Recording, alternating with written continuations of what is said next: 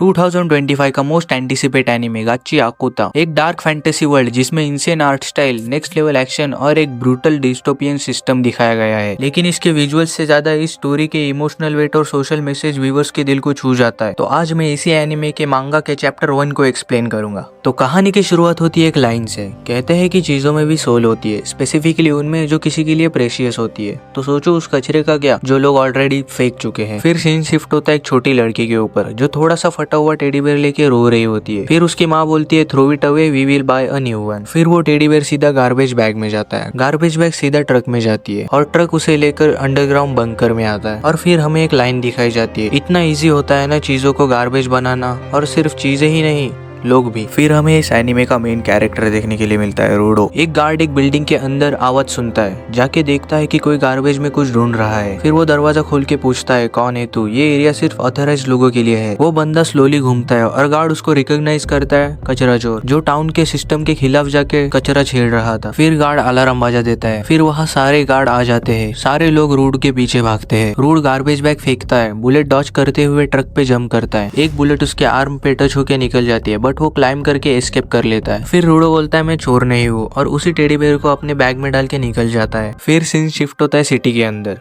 City के clean part में लोग गॉसिप कर रहे होते हैं कि ट्रैश चोर फिर से दिखा था। वही लोग एक बस्ती के आदमी को देखते हैं। फिर उन्हीं में से एक औरत बोलती है ये भी उन्हीं में से है, डिस्गस्टिंग। सिटी क्लियरली डिवाइडेड है, एक तरफ रिच लोग, दूसरी तरफ गरीब लोग। बस्ती के लोग भी वही ट्रैश चोर को ब्लेम कर रहे होते हैं, पर रूडो को फर्क नहीं पड़ता। और यहाँ उसकी दोस्त चीवा आती है और कहती है फिर से कचरा उठाया क्या। फिर रूडो कहता है जो चीज अभी भी काम की है वो ये लोग फेंक देते हैं। चीवा हंसी में बोलती है तू ट्रैश से प्यार करता है क्या, पर उनकी बॉन्डिंग क्लियरली डीप है। और फिर यहाँ बस्ती के बच्चे आते हैं और रूडो को बुली करने लगते हैं और उसे कहते हैं कि तेरे ग्लव्स कितने गंदे और डिस्गस्टिंग है। फिर उन्हीं में से एक बच्चा रूडो को मर्डरर का बेटा बोलता है। रूडो कुछ नहीं बोलता, बस एक एंग्री लुक देता है। फिर चीवा उसके सामने बैठ के कहती है मैं जानती हूँ कि तुम उन लोगों जैसे नहीं हो, आई बिलीव इन यू। फिर रूडो ब्लश करता है और ऑकवर्ड हो जाता है। और फिर रूडो उस टेडी बेयर को रिपेयर करता है और चीवा को देने ही वाला होता है कि चीवा की उधर माँ आ जाती है। फिर रूडो अपने घर जाता है जहाँ उसका गार्डियन रेक्टो होता है, एक चिल टीजिंग गाय जो उसका असलियत से ज्यादा ख्याल रखता है। जहाँ रेक्टो रूडो को टीज करता है चीवा के लिए। फिर रेक्टो रूडो को सीरियस होकर पूछता है लास्ट नाइट कचरा उठाने के बारे में क्या बोलोगे। फिर रेक्टो बोलता है कि कुछ पैसों के लिए तुम्हें अपनी जान खतरे में डालने की जरूरत नहीं है, तुम अभी भी एक बच्चे हो, पैसे कमाने का काम तुम मुझ पे छोड़ सकते हो। फिर रूडो बोलता है इट्स नॉट डेंजर, उन्होंने मुझे इससे पहले कभी देखा ही नहीं था। फिर रेक्टो बोलता है कि उन्होंने तुम्हें लास्ट नाइट देख लिया है। और फिर रेक्टो बोलता है मुझे पता है कि तुम क्या सोच रहे हो, हम ब्लड रिलेटेड नहीं है बट हम फिर भी फैमिली है, तो ऐसे एक्टिंग करना बंद करो कि तुम्हें मुझे रिपे करने की जरूरत है। फिर रूडो बोलता है जब मैं बचपन में अनाथ हो गया था तो तुमने ही मुझे पाल पोस के बड़ा किया था, I am not trying to repay you, मैं सिर्फ तुम्हें थैंक यू कहना चाहता हूँ एज अ फैमिली। और फिर से रेक्टो रूडो को चीवा के लिए टीज करता है। फिर रेक्टो रूडो के हुडी पे गोली का निशान देखता है। फिर रूडो रेक्टो को समझा रहा होता है ये कुछ नहीं है। और फिर रेक्टो उसकी बीच में ही बात काट देता है और बोलता है उसे निकालो, मैं सील देता हूँ। तभी उसे ग्लव्स भी निकालने के लिए कहता है ताकि रेक्टो उसके हाथ के बैंडेजेस भी चेंज कर सके। और यहाँ पे हम रूडो के हाथ पे बहुत सारे जख्म देख सकते हैं। तभी रूडो बोलता है this little cut is nothing, उनके सामने जो मेरे बाप ने मुझे जख्म दिए थे। फिर रेक्टो बोलता है अगली बार तुमने कोई सीरियस क्राइम किया तो वो लोग तुम्हें पिट में डाल देंगे जैसे तुम्हारे पापा को डाला था। फिर रेक्टो बोलता है तुम्हें अपने आप पे ध्यान देने की जरूरत है। फिर रूडो याद करता है कि जब से उसने होश संभाला है तब से उसके हाथ काले हैं और कभी कभी उसके हाथों में बहुत दर्द भी होता था। तभी रेक्टो ने ये ग्लव्स उसे दिए थे और उन्हें पहनकर उसका दर्द खत्म सा हो गया था। रूडो मन ही मन में सोचता है कि रेक्टो ने उसके ऊपर इतने एहसान किए हैं कि वो उन्हें कभी नहीं भर पाएगा। फिर रेक्टो रूडो को फिर से टीज करता है कि जाओ जाके चीवा से बात करो, नहीं तो चीवा को कोई और ले जाएगा। और फिर रूडो बोलता है कि मैं ऐसा नहीं करूंगा। फिर रेक्टो बोलता है अपने कपड़े सुधार कर थोड़ा स्माइल करना भी सीखो। और तभी हम देखते हैं कि कोई इनके घर के बाहर खड़ा है। और अगले दिन हम देखते हैं वही टेडी बेयर लेके रूडो घर से बाहर निकलता और चीवा को ढूंढने लगता है। तभी हमें पिट दिखाया जाता है। दोस्तों पिट एक बहुत बड़ा खड्डा है जिसमें ये लोग सिटी का सारा कचरा और जो इंसान क्राइम्स करता है उन्हें इसमें डाला जाता है। पिट इतना गहरा है कि इसमें फेंके जाने वाले लोगों का क्या होता है ये किसी को नहीं पता और ऊपर से सिर्फ लोगों को अंधेरा दिखता है। और आज भी यहाँ एक क्रिमिनल को पिट में डाला जा रहा था। और फिर यहाँ चीवा चीवा आती है और कहती है कि मैं तुम्हें यहाँ नॉर्मली देखती नहीं। और फिर वो बोलती है यहाँ से नजारा बहुत अच्छा दिखता है ना। वो रूडो को बोलती है कि बस्ती को सिटी के एज में इसलिए बनाया है ताकि बस्ती के लोग डर में जिए। लाइक वो हमें बोलना चाहते हैं कि if you do anything wrong तो तुम्हें पिट में फेंक दिया जाएगा, और वो नहीं चाहती कि रूडो को भी पिट में फेंक दिया जाए। फिर रूडो बोलता है कि कल रेक्टो ने भी यही कहा था। फिर चीवा कहती है कि क्योंकि हम तुमसे प्यार करते हैं। फिर रूडो बोलता है तुमने हम कहा। दोनों भी ब्लश करने लगते हैं। फिर चीवा कहती है कि मेरा वो मतलब नहीं था। फिर रूडो वो टेडी बेयर चीवा को देख के बोलता है कि मैंने इसको देखा तो मुझे लगा ये तुम्हें पसंद आएगा। फिर चीवा कहती है कि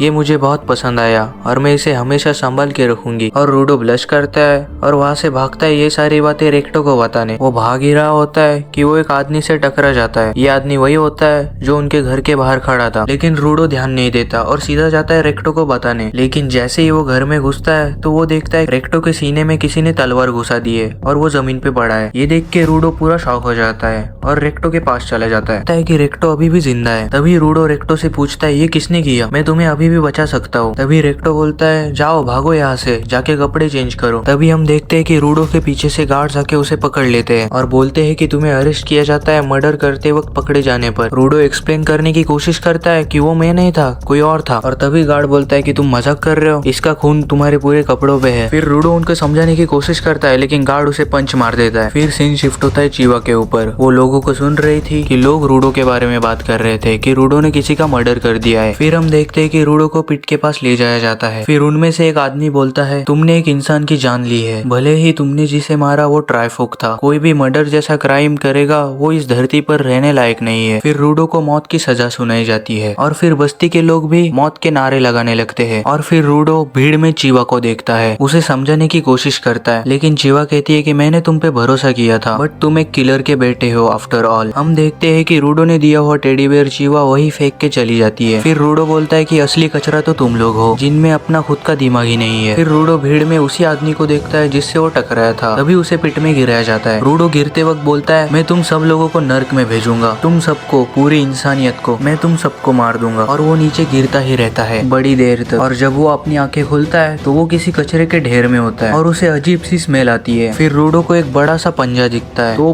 पीछे मुड़ के देखता है, उसे एक बड़ा सा मॉन्स्टर दिखता है। ये चैप्टर यहीं पे खत्म हो जाता है। और दोस्तों इसका चैप्टर 2 मैं जल्द से जल्द अपलोड करने की कोशिश करूंगा। तब तक के लिए स्टे ट्यून्ड।